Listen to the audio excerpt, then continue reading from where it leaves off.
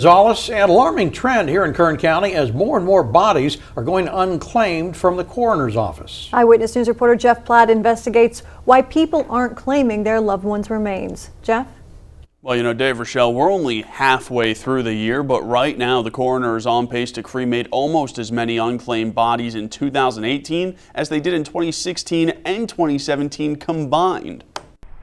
Like all cemeteries, Union Cemetery is full of sadness, and in this field of sadness, possibly no place is sadder than this mausoleum. In here, Griselda Hurtado points out two tombs. This first corner one here that you see, that's holding about 400 cremated remains.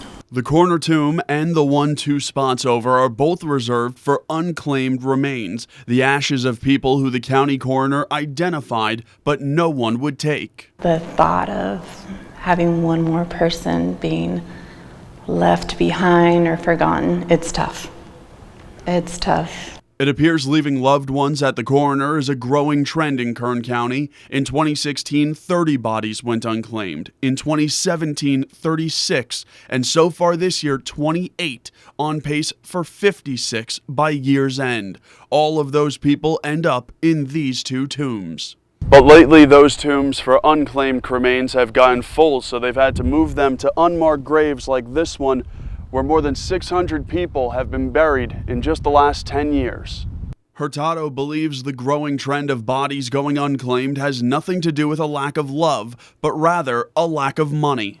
Just because of the funds, I mean, we see it every day. As funerals and burials become more expensive, many families are left with no choice but to leave their loved ones with the coroner to be cremated, entombed, and eventually buried in an unmarked grave, all on the taxpayer dime.